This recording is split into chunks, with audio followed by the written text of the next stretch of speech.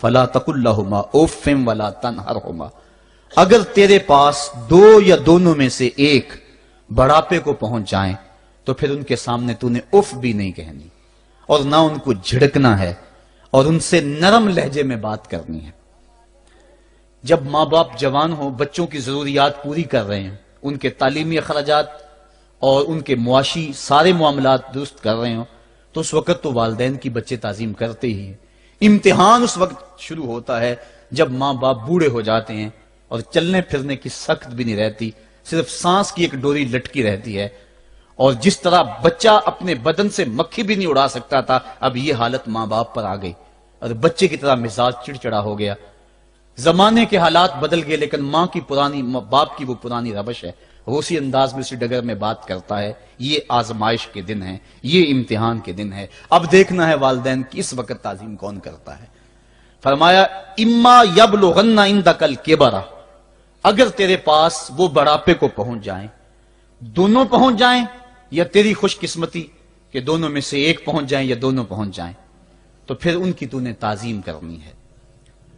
کیا کیسے تعظیم کرنی ہے؟ فلا تقل لهما اف، تو نے ان کو اف بھی نہیں کہنا۔ حضرت امام فخر الدین رازی کے حوالے سے میں آج ہی صبح یا گزشتہ شب اف کی تشریحات دیکھ رہا تھا، انہوں نے 12-13 اقوال بیان کیے ہیں، لیکن 2 قول فرماتے ہیں۔ اف یہ ہے کہ انسان کے بدن کے اوپر جو شفاف رہتا ہو، صاف رہتا ہو، مٹی پڑ جائے، ریت کا ذرہ پڑ جائے تو اس کو پھونک مار کے اس کو ہٹاتا ہے، تو وہ پھونک سے جو آواز پیدا ہوتی ہے اس کو عربی میں اف کہتے ہیں۔ تو پھر اف ہر اس چیز کے لیے منقول ہو گیا جو ناپسندیدہ ہے۔ ایک تو قول یہ ہے کہ والدین کے سامنے اس احتیاط سے رہو۔ دوسری بات، آپ فرماتے ہیں اف کا مفہوم یہ ہے کہ جب ماں باپ بوڑھے ہو جائیں تو بول و براز چارپائی پہ نکل جاتا ہے، اور انسان ان کو اٹھا کے ان کی خدمت کرتا ہے، صفائی کرتا ہے، کپڑے بدلتا ہے۔ انسان کی طبیعت میں جو فطری نفاست ہے اس کے تحت اس کو ماں باپ سے جو مکروہ اور ناپسندیدہ بو آتی ہے اس سے وہ بچنا چاہتا ہے۔ وہ نفرت ماں باپ سے نہیں ہوتی، وہ نفرت اس بدبو سے ہوتی ہے جو ماں باپ کے بدن سے یا چارپائی سے یا کپڑوں سے اٹھ رہی ہے۔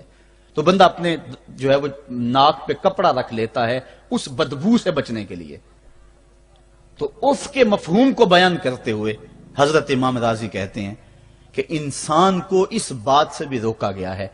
کہ تو اپنے ناک پہ کپڑا رکھ کے اگر ان کو صفائی کر رہا ہوگا تو ماں باپ کے نازک دل پہ کہیں یہ بوجھ نہ آ جائے کہ میرا بیٹا مجھ سے نفرت کر رہا ہے۔ اس لیے والدین کی تعظیم کا عالم یہ ہے کہ تو کھلے ناک سے ان کی خدمت کرے اور وہ بدبو سہتا رہے، اور اپنے ناک کے اوپر کپڑا بھی نہ رکھے کہ تیرے ماں اور تیرے باپ کے دل کے اندر اتنا خلال اور ملال بھی پیدا نہ ہو۔ یہ ہے اف کا زمرہ۔ حضرت امام حسن رضی اللہ تعالیٰ عنہ نے ساری زندگی اپنی والدہ حضرت فاطمہ زہرا کے ساتھ بیٹھ کے کھانا نہیں کھایا تھا۔ ایک دن حضرت سیدہ فاطمہ نے فرمایا کہ بیٹا میرا جی چاہتا ہے کہ میرے ساتھ تم بیٹھ کے کھانا کھاؤ، لیکن تم نے کبھی بھی میرے ساتھ بیٹھ کے کھانا نہیں کھایا، کیا وجہ ہے اس کی؟ تو حضرت امام حسن فرمانے لگے، عرض کرنے لگے، امی میں اس ڈر سے آپ کے پاس بیٹھ کے کھانا نہیں کھاتا کہ کہیں کسی لقمے کی طرف آپ کی نظر بڑھ جائے اور میں عدم آگہی کی وجہ سے اپنے ہاتھ کو اس لقمے پہ ڈال لوں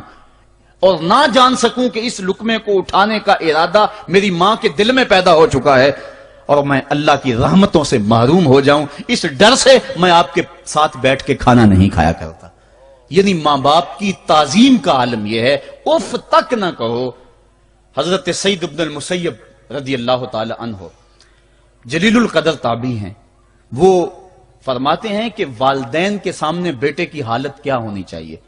وہ فرماتے ہیں جس طرح بھاگا ہوا غلام پکڑا جائے اور اس کو پکڑ کے جو ہے وہ آقا کے سامنے پیش کر دیا جائے، تو اس بھاگے ہوئے غلام کو پکڑ کے جب آقا کے سامنے پیش کر دیا جائے تو جو حالت اس غلام کی ہوتی ہے، بیٹے کی حالت یہ ماں باپ کے سامنے ہونی چاہیے۔ اب ان بیٹوں کو سوچنا چاہیے جو اپنے ماں باپ کو دقیانوسی کا تانا دیتے ہیں اور سمجھتے ہیں یہ اولڈ فیشن ہے، انہیں کیا پتا زمانہ کہاں چلا گیا ہے، اور ان کے فیصلوں کو مسترد کرتے ہیں۔ علماء نے اس بات کو تفصیل کے ساتھ بیان کیا ہے کہ شریعت کے جو قطعی ضابطے ہیں ان ضابطوں اور ان قوانین کو اور ان معاملات میں تو والدین کی فرما برداری نہیں ہوگی اللہ کی اگر معصیت ہوتی ہو، لیکن جو معاملے شک والے ہیں وہاں ماں باپ کے قول کو ترجیح دی جائے۔ تو فرمایا ان کے سامنے اف بھی نہیں کہنی، وَقُلْ لَهُمَا قَوْلًا كَرِيمًا، اور ان سے نرم لہجے میں بات کرنی ہے۔ وَاخْفِضْ لَهُمَا جَنَاحَ الذُّلِّ مِنَ الرَّحْمَةِ، اور ان سے بات اور ان کے لیے اپنے بازو بچھا لینے ہیں نرم دلی کی وجہ سے، نرمی کی وجہ سے۔ جب جانور زمین کی طرف رخ کرتا ہے، اوپر سے نیچے کی طرف آتا ہے تو اپنے پروں کو سکیڑ لیتا ہے، تو اس کے لیے یہ لفظ بولے جاتے ہیں وَاخْفِضْ لَهُمَا جَنَاحَ۔ تو اللہ تعالیٰ فرمایا جس طرح وہ جانور عزت سے اپنے بازو سکیڑ لیتا ہے اور پھیلاتا نہیں ہے، والدین کے سامنے تیری اکڑ، تیرا عہدہ، تیرا منصب، تیری شانیں،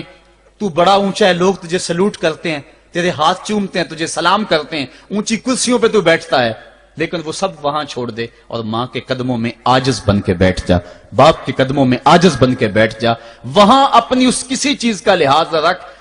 پرندہ اوپر کوڑے تو پر کھولے، لیکن جب نیچے آئے تو پروں کو سمیٹ لے، تیرا عہدہ، تیرا منصب باہر رہے، جب ماں باپ کے پاس آئے اس وقت تو مؤدب غلام کی صورت میں اپنے والدین کے سامنے کھڑا۔ وَقُلْ رَبِّ ارْحَمْهُمَا كَمَا رَبَّيَانِ صَغِيرًا، اور اگلا حق یہ بیان فرمایا کہ اللہ کی بارگاہ میں عرض کر رہا ہے اللہ میری ماں پر بھی اور میرے باپ پر بھی رحم فرما دے، جس طرح میں چھوٹا تھا اور میرے اوپر انہوں نے رحم فرمایا۔ انسان ماں باپ کے حق دے ہی نہیں سکتا، حضور نے ارشاد فرمایا کہ انسان ماں باپ کے حق نہیں ادا کر سکتا الا یہ کہ ان کو غلام پائے اور خرید کر آزاد کر دے، اس کے علاوہ کوئی صورت ایسی نہیں ہے۔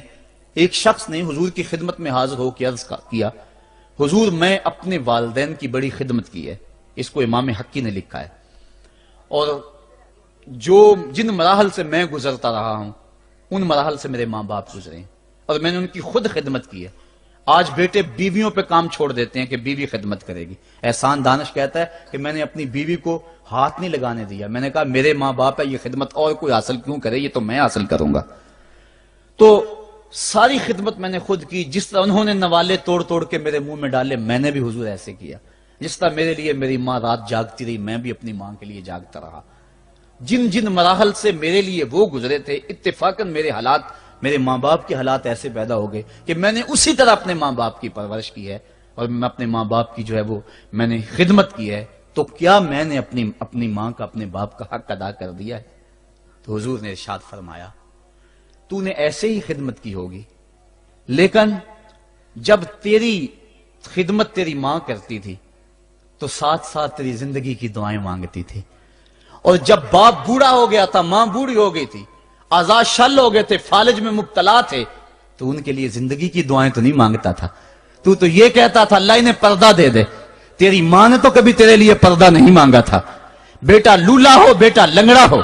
ماں کبھی نہیں کہتی بیٹے کو ڈاکٹر جواب دے دیں، ماں کبھی نہیں کہتی کہ میرے بیٹے کو اللہ پردہ دے دے، ماں یہی کہتی ہے مالک مجھے لے لے، میرے بیٹے کو زندگی دے دے، میں سب کچھ بیچ دیتی ہوں، اپنا زیور بیچ دیتی ہوں، میرے بیٹے کی صحت بچ جائے، میرے بیٹے کی زندگی بچ جائے۔ ماں کی موجودگی میں کوئی کہہ بھی نہیں سکتا، باپ کے لیے تو کہہ دے، ماں کے لیے تو کہہ دے بڑی تکلیف ہے تیرے باپ کو، بڑی تکلیف ہے تیری ماں کو، اللہ کرے اب پردہ ہی عطا کر دے۔ خود نہیں کہتا تو کسی سے یہ سن سکتا ہے بندہ، لیکن ماں سن سکتی ہے کوئی کہے اللہ تیرے بیٹے کو پردہ دے دے؟ تو فرمایا جب وہ تیری خدمت کرتے تھے تو وہ تیری زندگی کی دعائیں مانگتے تھے، اور جب تو خدمت کرتا تھا تیرے دل میں ان کے پردے کی آرزو تھی۔ فرمایا تو جتنی مرضی خدمت کی ہے، ماں کی خدمت کا بدل کیسے ہو سکتا ہے؟ تو ماں باپ کی خدمت انسان کر ہی نہیں سکتا، تو پھر کیا کرے؟ عرض کرے اللہ میں تو خدمت نہیں کر سکتا، تو ان کے اوپر رحم فرما دے۔ ماں باپ کے لیے دعا کرے، علماء نے یہاں بیان فرمایا ماں کافر ہو تو پھر بھی دعا کرے، باپ کافر ہو تو پھر بھی دعا کرے، مومن ہو تو پھر بھی دعا کرے، گناہگار ہو پھر بھی دعا کرے، نیکوکار ہو پھر بھی دعا کرے، دعا نہ چھوڑے۔ حضرت ابو ہریرہ رضی اللہ تعالیٰ عنہ فرماتے ہیں میری ماں کافرہ تھی اور میں حضور کا غلام، اور ماں ہر وقت اپنی دھن میں اور میں اپنی دھن میں ہوں۔ حضرت ابو ہریرہ کے بھائی کوئی نہیں ہے، باپ فوت ہو گئے ہیں، بہن کوئی نہیں ہے، ابھی شادی بھی نہیں ہوئی، دنیا پہ رشتہ ہی کوئی نہیں سوائے ماں کے، گھر آتے ہیں تو ماں سے بات کرنی ہوتی ہے، جو سن کے آتے ہیں ماں سے وہ دکھ کھولنا ہوتا ہے، بات کرنی ہوتی ہے، حضور کی باتیں سنانی ہوتی ہیں، لیکن ماں ہے اتفاق سے کافرہ ہے، حضور کی بات وہ سننا گوارا نہیں کرتی۔ حضرت ابو ہریرہ کو اور بات آتی کوئی نہیں، وہ تو کرتے ہی حضور کی باتیں۔ ایک دن حضور کی بات چھیڑی، ماں کی زبان سے کوئی جملہ ایسا نکلا جو سخت تھا، گوارا نہ ہوا، چھوڑ دیا گھر کو۔ ماں تیری عظمت کو سلام، لیکن رسول اللہ کے مقابلے میں تیری کوئی شان نہیں ہے۔ گھر سے نکلے، لیکن نکلے تو پاؤں ڈگمگا رہے تھے کہ دنیا پہ ایک ہی رشتہ تھا، وہ بھی جاتا رہا۔ چند قدم چلے تو دل میں خیال آیا، سارے دکھوں کا جو مداوع کرتا ہے، مساقہ کی بارگاہ میں یہ دکھڑا کیوں نہ بیان کر دو۔ دریائے رحمت جوش میں تھا، وہ دلوں کی حالتیں بوجھ لینے والے آقا نے پوچھا، ابو ہریرہ کیا ہے؟ عرض کی، حضور میری ماں کی ہدایت کے لیے دعا کر دو۔ یہ کہا اور پھوٹ پھوٹ کے رونے لگے۔ حضور نے فوراً ہاتھ اٹھا دیے اور مسلم کے لفظ ہیں، اللہم اہد ام ابی ہریرہ، اے اللہ ابو ہریرہ کی ماں کو ہدایت عطا کر دے۔ بس یہ بات سنی حضرت ابو ہریرہ کا چہرہ کھل اٹھا، اپنے گھر کو دوڑ لگا دی۔ کوئی رستے میں ملا، کہا ابو ہریرہ اتنی تیز تو تم کبھی نہیں دوڑتے تھے، آج کیا ہوا؟ اتنی تیز تیز کیوں دوڑ رہے ہو؟ کہا آج ہی تو دیکھنا چاہتا ہوں کہ گھر پہلے میں پہنچتا ہوں یا میرے آقا کی دعا پہلے پہنچتی ہے۔ حضرت ابو ہریرہ فرماتے ہیں جب میں گھر پہنچا تو دروازہ بند تھا، میں نے دستک دی، اندر سے آواز آئی، بیٹا ٹھہرو میں آتی ہوں۔ کہا اس لہجے کو جان گیا، اس میں محمد کی بولی بول رہی ہے۔ کہا تھوڑی دیر کے بعد میری ماں آئی، تازہ غسل کی وجہ سے اس کے بالوں سے پانی کے قطرے ٹپک رہے تھے،